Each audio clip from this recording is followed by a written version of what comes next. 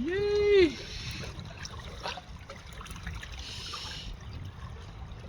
Pangalawa guys. Pangalawang sabit. Yes. Woo!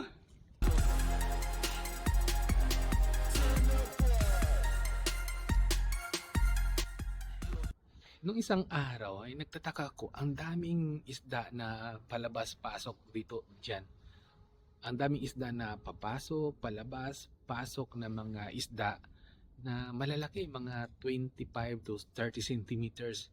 Hindi naman siya bana kasi manipis siya. So, pero talagang nagkas ako, hindi ko talaga makuha-kuha. Kanina, so pagkas ko, nasabit. Ito yung video. Fish on, fish on. Nakasabit tayo. Unexpected. Yeah. Ah. Korea oishi. Masarap ito. Konoshiro ka. Hi. Yay!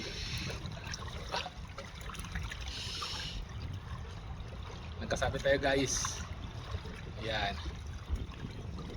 Ito yung sardines ng Japan. Kasabit natin yan. Yes. Yes. Ngayon, ang pagkasabit niya, nung hinihila ko, akala ko kung ano lang. Akala ko ba na ko. Kunoshiro. Nako, sabi, ito yung sardinas. Kaya pala, kami nagsishrimp pattern kami. So, yun pala, ang pattern ngayon ng Sibas ay Kunoshiro pattern. Ibig sabihin nasa taas, tapos kami, nagtatarget kami sa ibaba. So, mali yung targeting namin. Kasi tinatarget ko yung bottom, whereas kung Kunoshiro pattern or sardines pattern, kasi nasa taas sila.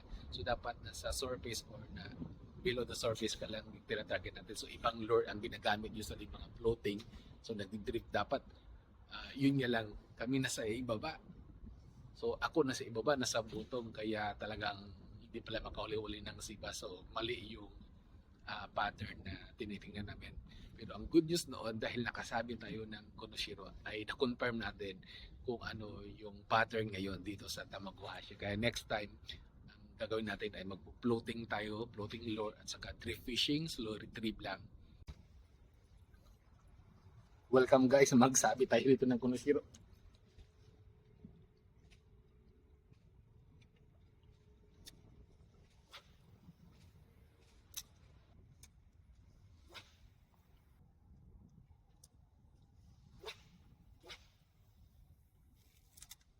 Pangalawa guys,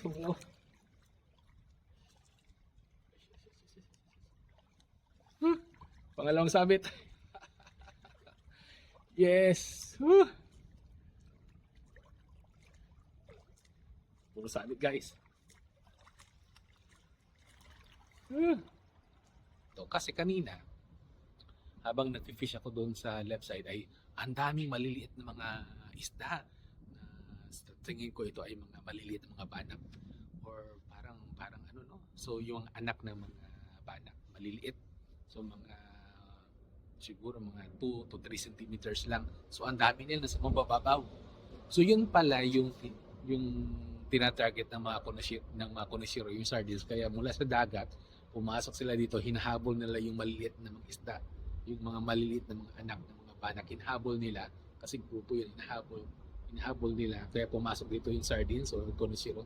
At yun naman ang hinahabol ng sibas. Yun nga lang, tingin ko, walang sibas or kaya mali lang yung targeting natin. So, kasi nga nasa bottom yung tinatarget ko, yun pala, koneshiro yung pattern na sa itaas. So, dapat floating yung style.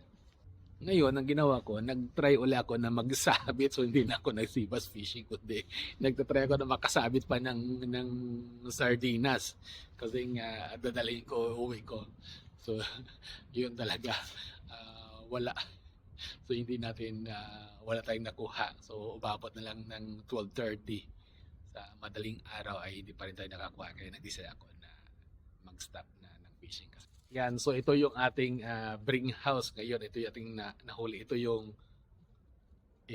yung Kunoshiro or yung Japanese gizzard or Japanese sardine, no? So ito yung tinatarget ng Sipaso dito sa Konoshiro pattern. So ngayon, dahil nasabi natin dalawa, isa. So dalawa yan. So, so masarap itong prituhin guys. So measure lang natin. Yan.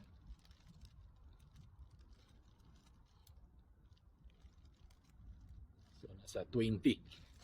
Sa 20 centimeters. Yan yung sardines.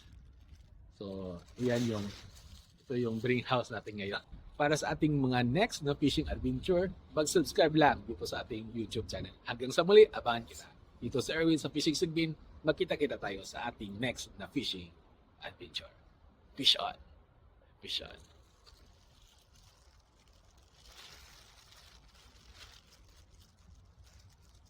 Dalawa.